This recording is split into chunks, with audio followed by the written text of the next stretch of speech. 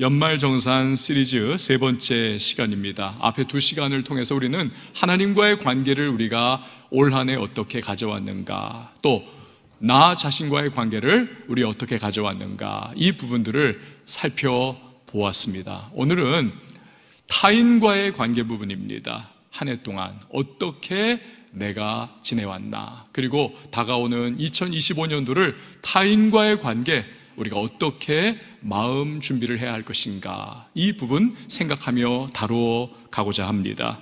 마크 저커버그 아십니까? 페이스북, 지금은 메타라고 하는 회사가 되었죠. 이 페이스북을 창업을 했고 또 소유하고 있는 억만장자 갑부입니다. 그가 신문에 났어요. 여러 번 났지만, 그러나 근래 들어서 난 것이 뭐냐면, 자기가 소유하고 있는 집, 그 집을 이웃하고 있는 집들 4채를 다 구입을 했다는 거예요. 억만장자가 살고 있는 동네니까 한 채 한 채가 얼마나 비싸겠습니까? 수백억은 넘을 거예요, 한 채 한 채가. 그런데 옆집들을 4채를 다 샀다는 것입니다. 이유는 한 가지, 나의 사생활을 누구에게도 엿보이고 싶지 않다라는 것입니다. 여러분, 이거 얼마나 아이러니입니까? 이 마크 저커버그는 페이스북, 지금의 메타를 통해 가지고 SNS죠, 사회관계망 서비스, 그래서 전 세계 사람들을 서로 연결해주는 그러한 역할을 한 사람입니다. 오늘도 그 메타, 또 페이스북, 이걸 통해 가지고 사람들이 아시아와 유럽과 아프리카와 전 세계에서 서로 연결되고 연결해 나가고 있습니다. 그런데 실제 자신의 삶에 있어서는 이분이 연결이 아니라 단절을 지금 하고 있더라는 것이죠. 여러분, 인간관계라고 하는 것이 쉽지가 않습니다. 아니, 어렵습니다. 생각은 다 좋은 관계를 맺고 싶죠. 그러나 실제로는 그렇지 못한 분이 참 많습니다. 문제는 우리는 타인과의 관계를 통해서 행복을 얻기도 하고 불행을 느끼기도 합니다. 타인과의 관계가 잘 형성이 되면 기쁨이 막 마음속에 찾아옵니다. 그렇지 못하면 슬프고 좌절된 마음을 가지기도 합니다. 관계 좋습니다, 힘을 얻습니다. 관계 나쁩니다, 낙심하는 것입니다. 전에 이런 넌센스 퀴즈가 있었습니다. 가장 짧게 느껴지는 짧은 여행길은 어떤 여행길인가? 답은요, 사랑하는 사람과 함께하는 여행길. 그렇죠. 꽁냥꽁냥하고 이야기꽃을 피우고 귤도 까서 입에 넣어주고, 이러다 보면 어느새 목적지에 도착을 했습니다. 좀 더 길었으면 좋을 텐데, 아쉬운 마음일 뿐입니다. 반면에 가장 지루한 여행길은, 여러분 뭐라고 생각하십니까? 답은 미워하는 사람과의 여행길입니다. 이건 완전히 지루해 죽겠는 거예요. 지옥 같은 겁니다. 결국 인간관계인 것이지요. 여러분의 인간관계는 어떠셨습니까?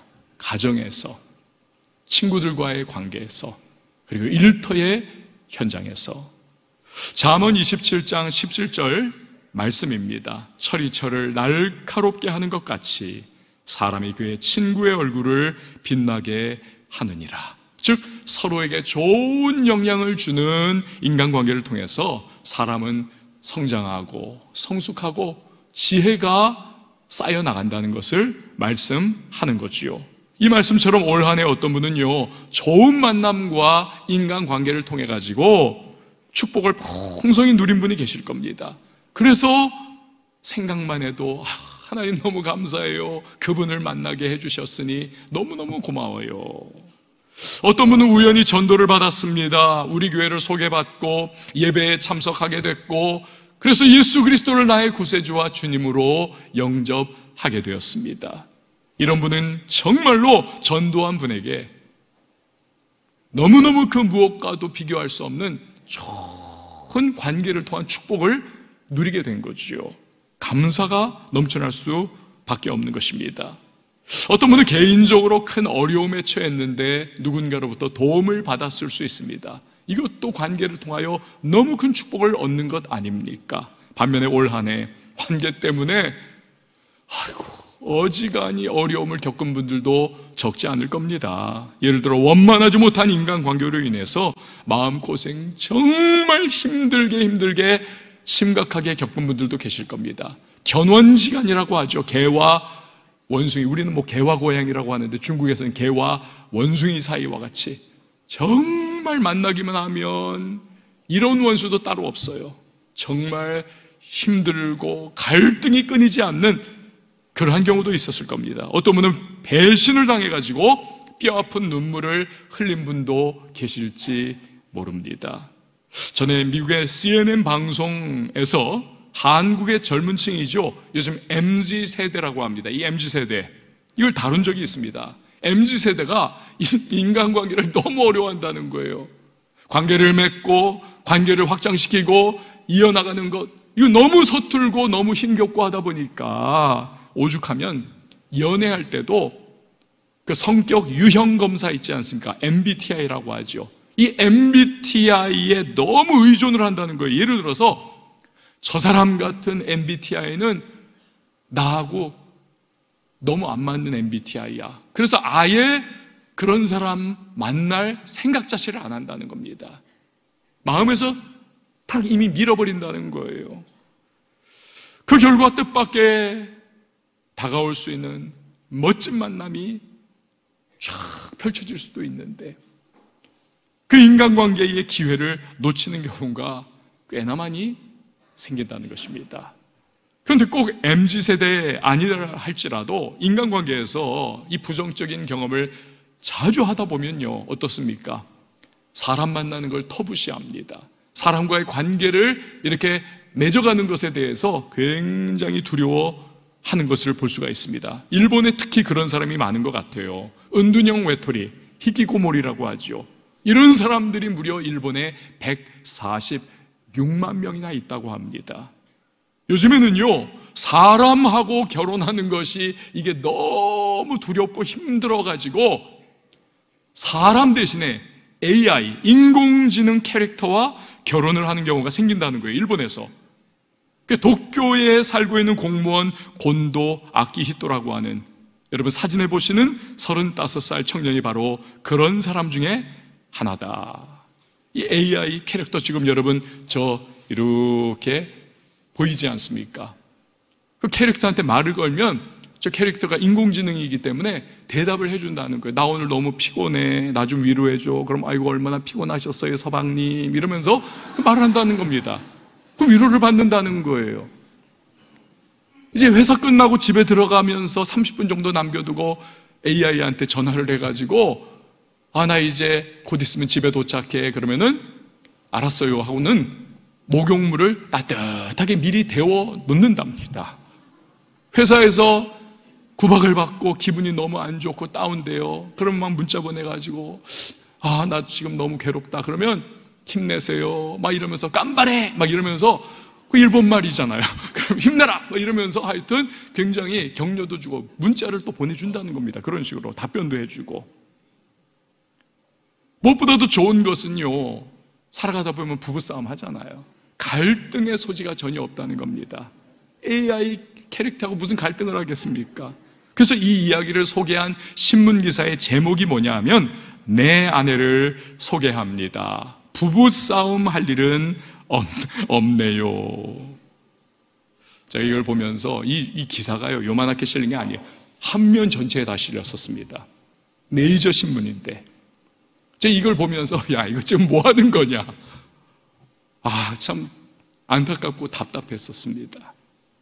오죽 인간관계가 힘들면 저럴까, 그 생각을 한 거죠. 사랑하는 여러분, 올 한 해 인간관계가 어떠했던지 간에 새롭게 시작하는 2025년도 우리의 인간관계가 좀 더 발전적이고 긍정적인 모습이 될 수 있기를 축복합니다. 이를 위해서 우리가요, 꼭 알아두어야 할 게 있어요. 그것은 먼저 타인과의 인간관계를 힘들게 만드는 근본적 원인이 무엇이냐, 이 부분입니다. 단도직입적으로 결론부터 말씀드리자면 죄 때문입니다. 죄 때문이에요. 죄가 세상에 들어오니까 그 결과 가장 먼저 깨어진 것이 무엇인가? 관계가 깨어졌습니다. 우선 하나님과의 관계입니다. 아담과 하와가 선악과 따먹었습니다. 먹지 말라 하셨는데 금단의 열매 따먹고는 숨어버리죠. 하나님을 두려워하면서. 하나님과의 관계가 깨졌어요. 피합니다. 그리고 나서 연이어 깨지는 것이 무엇입니까? 사람과의 관계가 깨어져 버렸습니다. 아담이요, 인류 최초로 하나님께서 창조하셨지 않습니까? 그런데 하나님이 이렇게 보시니까 아담 혼자 독처하는 것이 아이고 외롭겠다. 그래서 아름다운 이브, 성경 언어로는 하와를 만드셨습니다. 손잡아 데리고 오셨습니다. 그때 하와를 처음 본 아담이 눈이 둥그레지면서 뭐라고 탄성을 지릅니까? 이는 내 뼈 중에 뼈요 살 중에 살이라. 이거 요즘의 말로 바꾸면 뭡니까? 와, 어떻게 이렇게 아름다울 수가? 그런데 그렇게 감탄을 했던 아담이요, 여러분, 선악과 따먹고 하나님께서 너 왜 그랬냐 하면서 하나님이 책망하시니까 당장 그 입에서 튀어나온 소리가 뭡니까? 저 여자 때문에 그래요. 저 여자가 나 먹으라 그래서 나 꼬셔가지고 내가 먹었어요. 저 여자 잘못입니다. 그리고 하나님이 저 여자 저에게 주셨잖아요. 이러면서 막 그냥 하나님과 여자를 동시에 그냥 아주 탓을 하고 있는 겁니다.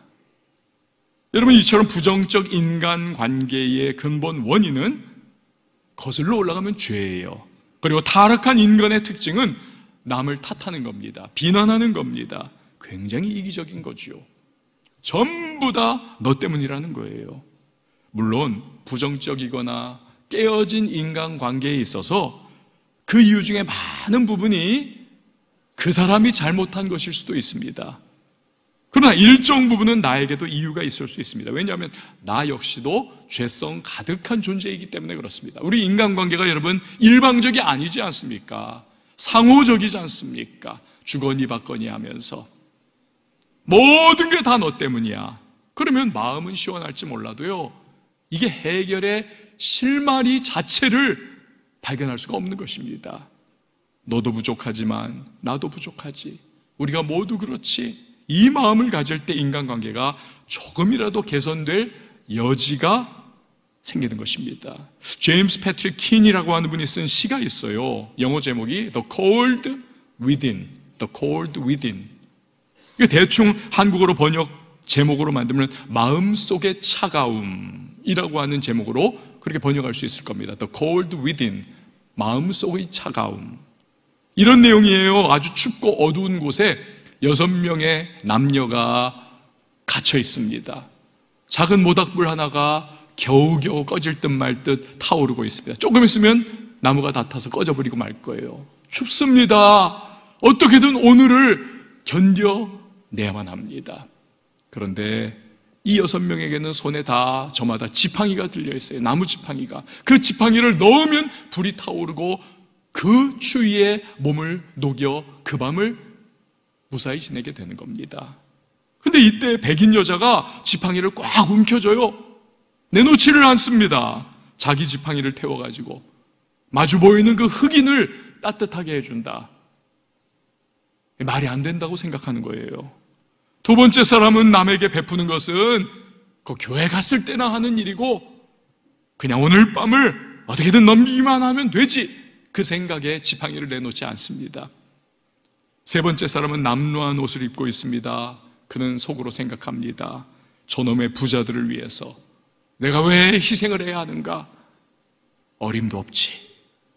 네 번째 사람은 부자였습니다. 그 머릿속에는요, 사람들이 안중에도 없어요. 그냥 자기가 갖고 있는 재산, 그거 어떻게 앞으로 지키나, 그것만이 꽉 들어차 있습니다. 그 지팡이에 대한 생각 자체가 없어요, 이 사람은. 다섯 번째는 흑인입니다. 그 흑인, 마주보고 있던 흑인. 이 사람이 모닥불이 꺼져가는 것과 달리 이 흑인의 마음속에는 백인들에 대한 증오심과 적개심의 불이 활활활활 타오르고 있습니다. 어디 니들도 한번 추워봐라. 6번째 사람은 다른 사람의 지팡이는 놔두고 내 지팡이만 거기 넣을 수는 없다. 이건 불공평하다. 그래서 역시 쥐고 있는 겁니다. 결국 모두가 지팡이를 단단히 손에 쥔 채 그 밤에 다 얼어 죽습니다. 이 시가요, 이런 문장으로 끝이 납니다. 그들은 바깥의 추위 때문이 아니라 마음속의 차가움에 얼어 죽었다. 아니, 좀 서로가 포기하고 양보하고 나눠주고 불쌍히 여기면 얼마나 좋았을까요? 그럼 모두가 따뜻하고 모두가 살 수 있었을 텐데요. 여러분, 우리도요, 모든 걸 상대방 탓만 하면서 나의 이기주의와 나중심적인 그러한 마음으로만 그렇게 관계를 차단하고 또 차단하다 보면 결국 내 주위에 남는 사람이 하나도 없습니다. 내가 정말 도움이 필요할 때도 도움 받을 수 있는 사람 없어요. 철저히 외로워집니다. 그리고 인간관계에서 오는 크고 작은 유익과 은혜를 누릴 여지가 없는 것입니다. 하나님이 홀로 독처하신 아담에게 하와를 붙여주셨듯 우리 인간은 공동체로 부대끼며 살아가면서 행복과 만족과 기쁨을 누리게 되어 있습니다. 그게 인간입니다. 자, 그러면 중요한 것은 우리가 어떻게 타인과의 관계를 회복할 수가 있을까요? 먼저는 하나님과의 관계가 바로 세워져야만 하는 것입니다. 저를 한번 따라해 주십시오. 하나님과의 관계가 바로 세워지는 것이 최우선이다. 앞에서 우리는 아담과 하와의 관계를 살펴보았습니다. 그렇게도 감탄하고 하와를 보면서 아름답다고 막 그냥 놀라워하던 그가 하와를 탓하고 고발합니다. 이건요, 다름 아닌 범죄로 인해서 하나님과의 관계가 깨어진 결과입니다. 그의 아들 가인도 마찬가지 아닙니까? 하나님한테 제사를 드렸으나 하나님이 받지를 않으세요. 거부하십니다. 왜? 가인의 평소 범했던 여러 가지 죄악들이 하나님이 그의 제사를 받으실 수 없게 만든 겁니다. 그런데 이렇게 하나님과의 관계가 깨어지니까 가인이요, 동생 아벨이 미워 죽겠는 거예요. 하나님이 저놈의 아벨 제사만 받으셨어. 그 분노와 그 미운 마음이 점점 증오심으로 쌓여 갑니다. 적개심이 되어 갑니다. 그리고는 결국 들에서 둘만 있을 때 인류 최초의 살인을 그가 저지르지 않습니까? 아담도 가인도 다 그렇습니다. 모든 부정적 인간관계는 언제나 하나님과의 부정적 관계가 있는 것입니다. 예를 들어 어떤 사람은요, 하나님과의 관계가 이게 죄로 인해서 깨어져 있습니다. 어떤 분은 하나님과의 관계가 무언가 불순종의 문제로 인하여 활짝 열리지 못하고 이게 이렇게 거의 문이 닫혀 있는 것과 같은 모습이 되어 있을 수 있습니다. 어떤 사람은 하나님과의 거리가 너무 멉니다. 그래서 그냥 명목상의 크리스찬이라고 하는 허울 좋은 이름으로 신앙생활 하는 것도 안 하는 것도, 불신자도 아니고 신자도 아닌 것과 같은 그런 모습으로 살아갑니다. 여러분, 이처럼 하나님과 부정적 관계에 놓여 있을 때 영적으로 문제가 생깁니다. 그리고 영적으로 문제가 생기면 인간관계에서도 반드시 무언가 삐거덕거리는 일이 발생하게 되어 있습니다. 인간은 그런 존재이기 때문에 그래요. 그렇기 때문에 인간관계에 문제가 생기면요, 우리 믿는 사람들은 가장 최우선적으로 먼저 하나님과 나와의 관계에 문제가 없는가, 이 부분부터 점검을 해봐야만 합니다. 혹시나 주님과의 관계가 문제가 생긴 건 아닌지, 막힌 부분은 없는지 기도 가운데 점검해야 합니다. 또 주님께서 그러한 인간관계에 찾아오셔서 회복과 치유를 주시기를 우리는 기도해야만 하는 것입니다. 그럴 때 주님이 그 부정적 관계 가운데 다가와 주시고 무언가 다스려 주시는 일을 시작하실 겁니다. 그 당장은요, 눈에 탁 띄는 결과로 나타나지 않는다 할지라도 하나님의 때에 하나님의 방법으로 반드시 주님은 역사해 주시는 것입니다. 때로 상대방이 아닌 내 마음을 회복시켜 주시고 치유해 주시고 내 마음을 강건케 해 주셔서 그 부정적인 인간관계를 극복할 수 있는 힘과 능력도 허락해 주실 때가 있는 것입니다. 그래서 전에는 받아들일 수 없었어요. 전에는 용납할 수 없었습니다. 그러한 사람을 받아들이게 하시고 소화해낼 수 없었던 문제를 용납하며 넉넉히 끌어안을 수가 있는 일이 시작이 될 수가 있는 겁니다. 영국 교회가요, 위대한 부흥기를 경험했던 때가 있습니다. 그때에 런던에 3명의 정말 유명한 설교자들이 있었습니다. 참 이상하죠, 여러분? 산삼도 신만이가 산삼을 캐면 한 뿔이 딱 나오는 게 아닙니다. 산삼은 이렇게 군락을 이루고 있어요. 군집해 있습니다. 신봤다 하면은 산삼 한 5-6뿌리, 최소 10뿌리, 20뿌리 그걸 캐는 겁니다. 이렇게 몰려 있어요. 그러니까 이 역사상 위대한 시대도 바라보면요, 영적 시대도 마찬가지입니다. 이 부흥의 시기를 바라보면 위대한 하나님의 사람들이 몰려가지고 나와요. 런던에 3명의 아주 유명하고 위대한 설교자들이 있었습니다. 캠벨 몰건 목사님, 스펄전 목사님, F.B. 마이어 목사님. 이 F.B. 마이어 목사님은 제가 여러분에게 몇 번이나 말씀드린 적이 있죠. 인생의 가장 큰 비극은 응답되지 않은 기도가 아니다, 드려지지 않은 기도이다, 이 말을 했던 분이에요. 그런데요, 어느 날 이 F.B. 마이어 목사님이 마음속에 캠벨 목사님이나 스펄전 목사님에 대한 은근한 시기심과 질투심이 이렇게 스멀스멀 올라오는 것을 느낍니다. 왜냐하면 그 역시도 훌륭한 설교자였지만 스펄전 목사님은 지금도 설교자의 황태자라고 하는 별명을 가지고 있는 분이 있어요. 어마어마한 분이십니다.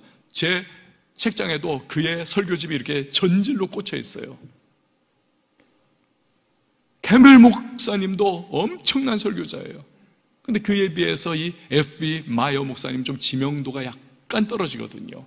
그래서 비교의식과 시기질투 마음이 쓱 생기는 거예요. 이걸 아무리 인간적으로 다스리고 억누르고 없애보려고 막 몸부림을 쳐도요, 이러면 안 되지, 이러면 안 되지, 없어지지 않는 겁니다. 하다 못해가지고 결국 그가 하나님 앞에 기도에 무릎을 꿇습니다. 여러분, 기도하면 하나님 역사해 주시는 줄 믿습니다. 하나님, 이 시기심과 질투심의 마음을 주님께서 다스려 주십시오. 주님, 좀 제발 제 마음을 평안케 인도하시고 제 마음에 하나님의 은혜가 임하여서 하나님, 저분들을 시기 질투하지 않게 해주세요. 저희 오랜 시간을 기도하니까 성령께서 그 마음에 임하여 주셔서 위로해 주시고 끌어안아 주시고 격려해 주시고 두드려 주세요. 마이어야, 너 세상 사람들이 바라보는 기준 그거 생각하지 말아라. 나는 너를 사랑한단다. 너는 나에게 그 누구와도 비교할 수 없는 사랑하는 자녀야. 그리고 스펄전이나 캠벨 몰건이나 다 귀하지만 너 역시 귀하단다. 내가 너에게 주신 은사만큼 최선 다하면 되는 거야.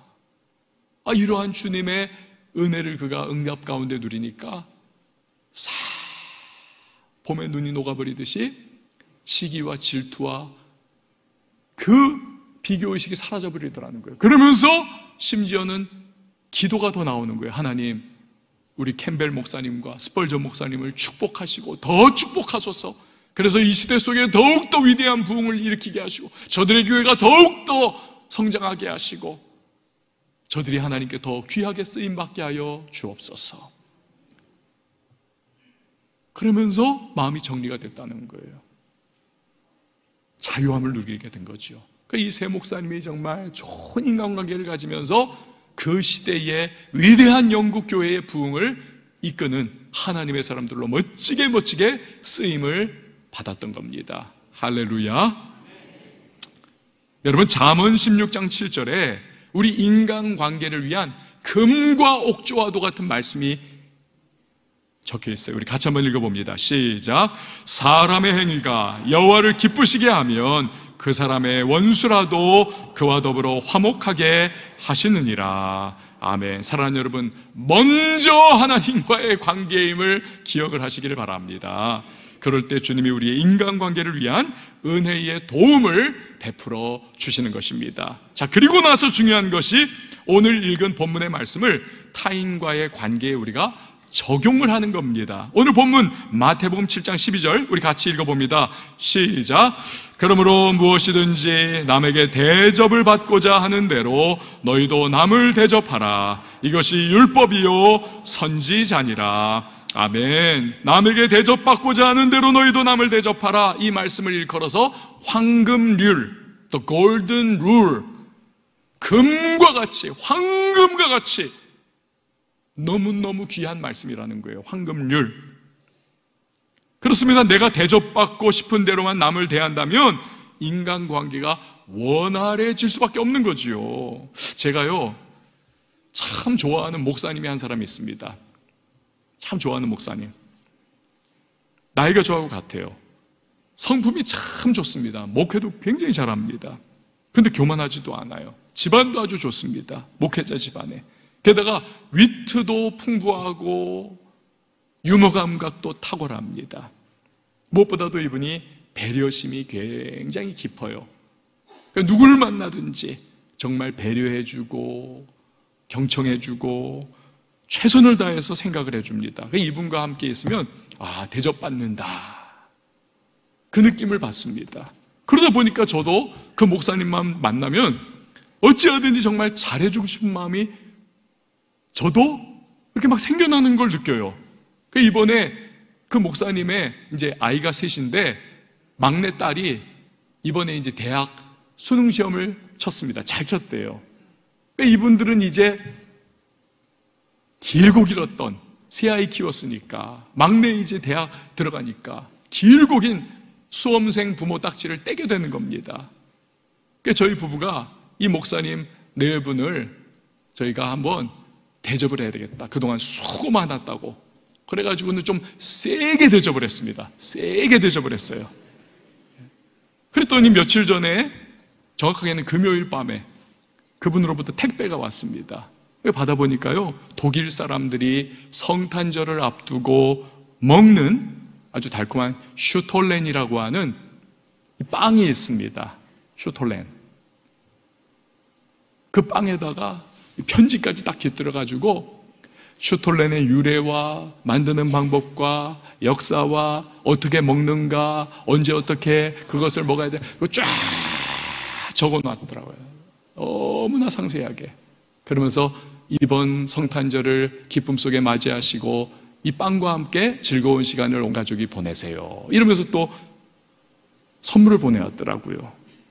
감동이었습니다. 그래서 제가 황금률에 대한 이 설교 부분을 타이핑을 하다가 이 목사님이 떠오른 거예요.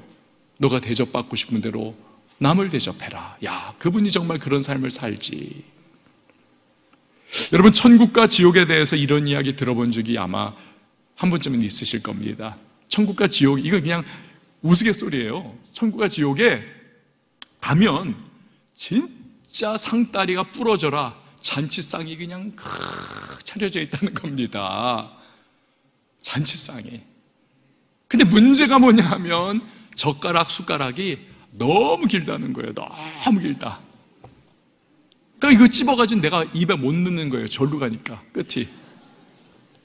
근데요, 천국에 있는 사람들은 다 그냥 기름기가 잘잘 넘치고 배가 불러있고 포만감이 가득하고 행복하고. 왜?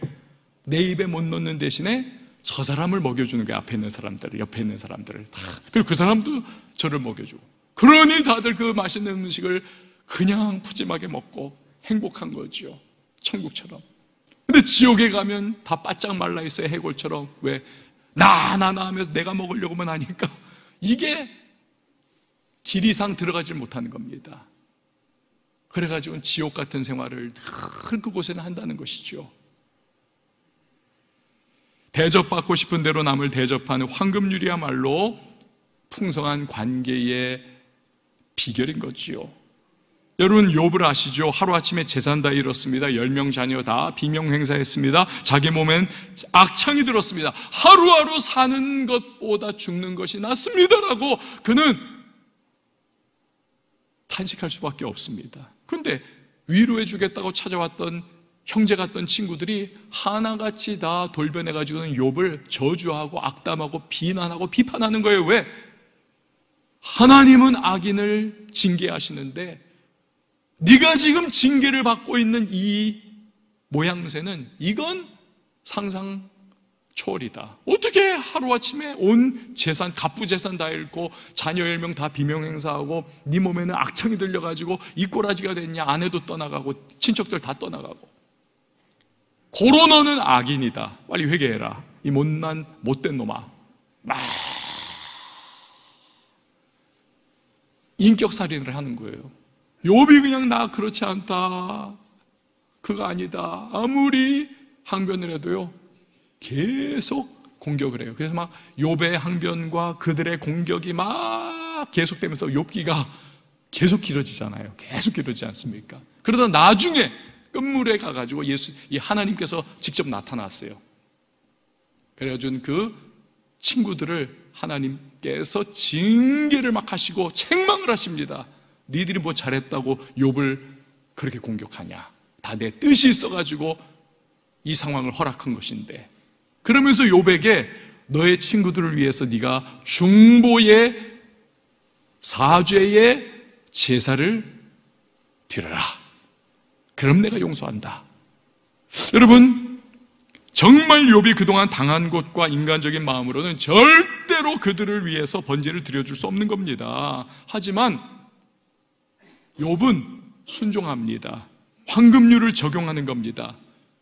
내가 만약 내 친구들이라면 이 순간에 내가 어떻게 해주기를 간절히 원할까? 그래서 마음을 추스리고 그가 친구들을 위한 사죄의 번제를 드려줍니다. 하나님이 그걸 너무 기뻐하세요. 그래서 역사하십니다. 깨어진 관계를 다 회복시켜 주시고 떠나갔던 친척들도 다 돌아오게 하시고 무엇보다도 하나님께서 욥에 잃었던 것 다 회복하시고 심지어는 갑절의 은혜와 축복을 주시더라는 것입니다. 할렐루야. 예루살렘 초대교회를 핍박하고 회파하던 청년 사울, 그가 다메섹 도상에서 부활하신 예수님의 영광을 두 눈으로 직접 목도합니다. 그 영광의 빛에 그가 거꾸러지고 두 눈이 멀어버려요. 일시적 봉사가 됩니다. 시각장애인이 돼버려요. 깨닫죠. 내가 핍박하던 예수가 진짜 메시아요 그리스도구나. 주님이 초대교회의 신실한 믿음의 사람 아나니아에게, 아나니아와 삽비라의 그 아나니아가 아니라 이 사람은 정말 믿음 좋은 아나니아라고 하는 동명이인이에요. 환상 중에 나타나셔서 말씀하십니다.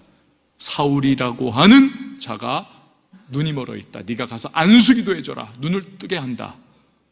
아나니아가 하나님께 항변하지 않습니까? 하나님 아시잖아요. 저 사울이라고 하는 자가 초대교회를 얼마나 핍박했고 심지어 우리가 존경하에 맞지 않던 스데반 집사님을 돌로 쳐 죽이는 일에 앞장서서 가편투표를 끌어내지 않았습니까? 저런 사람을 위해서 제가 어떻게 기도해 줍니까? 하나님. 그때 하나님께서 기도해라. 내 뜻이다. 그러자 아나니아가 순종하잖아요. 이 황금률을 적용하지 않습니까?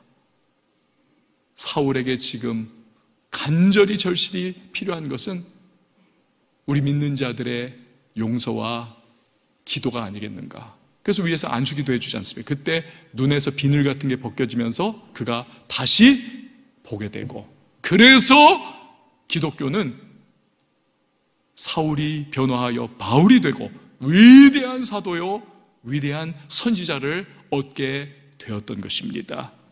손양원 목사님도 두 아들을 죽인 원수를 양아들 삼을 때 그가 변화되잖아요. 그리고 그의 아들이 목사가 되는 놀라운 일이 일어나지 않습니까? 지미 엘리어트 선교사님 부인도 남편 죽인 남미의 아우카 부족에게 가가지고 생명의 복음을 전하지 않습니까? 그럴 때 아우카 부족 전체가 예수를 믿고 돌아오지 않습니까? 심지어 남편 짐 엘리어트 선교사님을 창으로 찔러 죽였던 바로 그 원수 같던 이 당사자가 예수에게 거꾸로져 가지고 완전히 예수에 미쳐버려요. 그래서 목사님이 됩니다. 그리고는 나중에 짐 엘리어트 선교사님의 아들에게 세례를 베풀어주는 진짜 꿈같은 일이 일어나지 않습니까?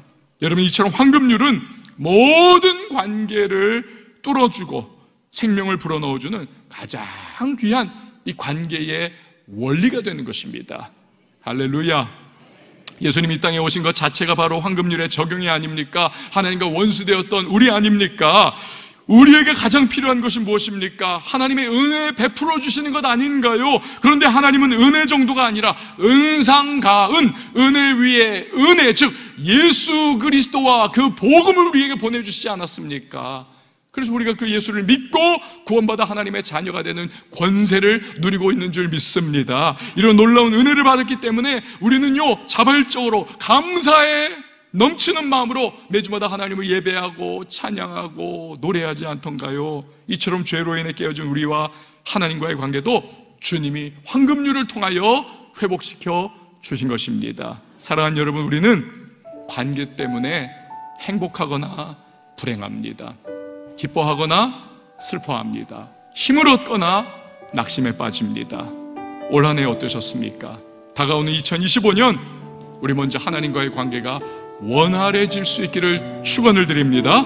거기서 모든 관계의 회복과 치유가 시작되는 것입니다. 그리고 사람과의 관계에서는 주님이 말씀하신 황금률을 우리가 적용하도록 노력해야 하는 것입니다. 그럴 때 새로운 관계의 문이 열리게 되는 것입니다. 마지막으로 오늘 본문 말씀을 다시 한번 읽고 설교를 마치도록 합니다. 마태복음 7장 12절이요, 함께 봅니다. 시작.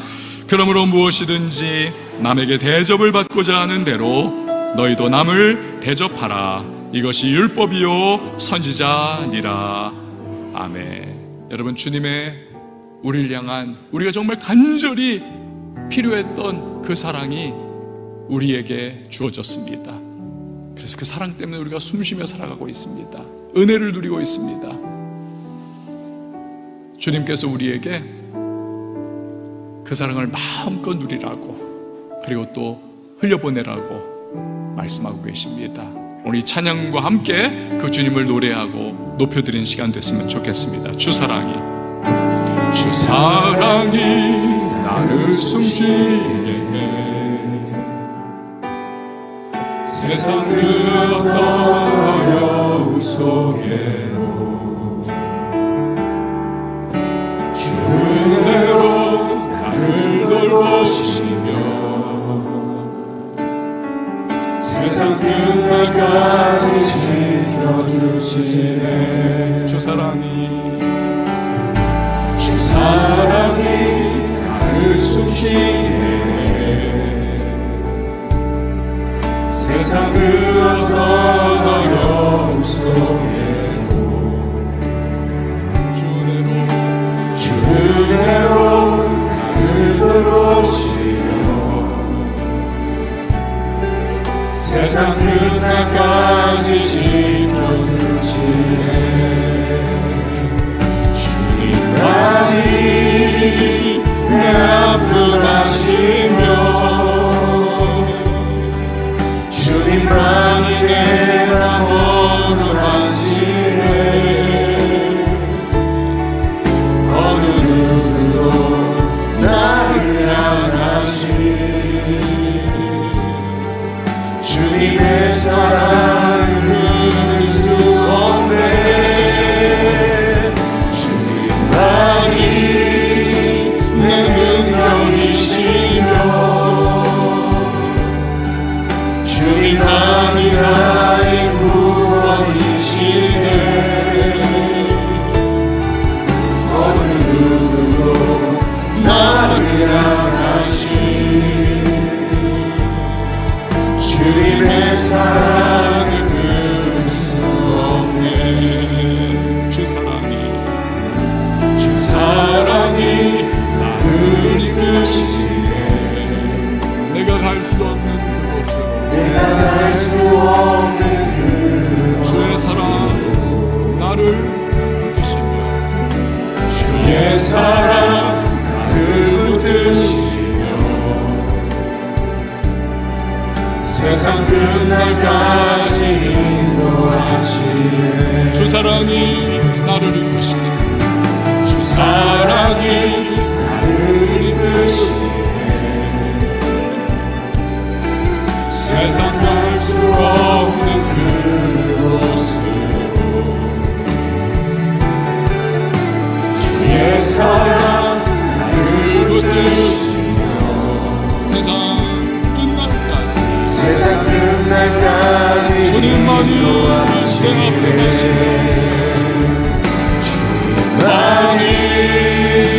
내 아픔하시며 주님만이 내가 어루만지네. 어느 누구도 나를 향하시 주님의 사랑을 끊을 수 없네. 주님만이 내 능력이시며 주님만이 나의 구원이시네. 어느 누구도 나를 향하시 주님의 사랑을 주님만이 내 아픔하시며, 주님만이 내 아픔하시며 주님만이 내 맘 어루만지네. 어느 누구도 나를 향하시 주님의 사랑을 끊을 수 없네. 주님만이 내 능력이시며 주님만이 나의 구원이시네. 어느 누구도 나를 향하시 주님의 사랑을 어느 누구도 나를 향하시네. 어느 누구도 나를 향하시 주님의 사랑을 끊을 수 없네. 여러분 이 시간에 함께 기도했으면 좋겠습니다. 한 해 동안 관계 가운데 여러분 어떠셨습니까? 관계를 통해서 행복하셨나요? 아니면 불행하셨나요? 기뻐하셨습니까? 아니면 슬퍼하셨습니까? 살만 났습니까? 잠 못 이루셨습니까? 다가오는 2025년 하나님과의 관계가 먼저 원활해지기를 바랍니다. 여기서 모든 관계의 회복과 치유가 시작되는 겁니다. 그리고 사람과의 관계에서는 황금률을 적용할 수 있도록 우리가 애써야 하겠습니다. 성령님 도와주십시오. 나에게 회복을 주십시오. 황금률을 적용하며 나갈 때 하나님 새로운 관계의 문이 열리게 하여 주십시오. 우리 말씀 붙잡고 우리 함께 기도하며 2025년도를 준비하며 나갈 수 있는 우리 모두가 될 수 있기를 원합니다. 함께 기도합니다. 하나님 아버지 감사를 드립니다. 한 해 동안의 인간관계 속에서 때로는 아픔과 괴로움과 하나님 고통을 가졌고 때로는 감사와 기쁨과 행복을 느꼈을 많은 성도님들 그 면면을 주님은 아십니다. 새로운 2025년도를 준비하면서 우리가 먼저 하나님과의 관계가 원활해지기를 원합니다. 내 모든 삶과 관계의 근본인 하나님의 관계가 내가 전도할 열리기 때문에 모두의 인간관계 속에는 하나님 주님 말씀하신 황금률을 잘 적용할 수 있도록 내가 대접받기 원하는데 나도 못 대접하라고 하신 말씀이 내 삶 속에 살아움직이게 하여 주십시오. 우리를 위해서 하나님 우리의 관계들이 정말 다시 한번 회복되고 치유되고 평등해지고 하나님 새로운 관계들이 활짝 열리며 우리 감사와 기쁨으로 우리 만남을 가질 수 있는 모든 사람들이 되게 하여 주시옵소서. 하나님 아버지, 타인과의 관계 어떠했는지 우리 올 한 해를 잘 돌아보면서 먼저 그 모든 관계의 근본적인 밑바탕에는 하나님과의 관계가 있다는 것 우리 기억하며 주님과의 관계 회복하고 깊어지게 하여 주옵소서. 아울러 사람과의 관계 대접받기 원하는 대로 대접하라 하신 이 황금률 잘 적용하여서 새로운 한 해 치유와 회복과 나아가 새로운 인간관계에 축복의 문이 활짝 열리는 우리 모든 하나님의 사람들이 되게 하여 주시옵소서. 감사를 드리며 예수님의 이름으로 기도합니다. 아멘.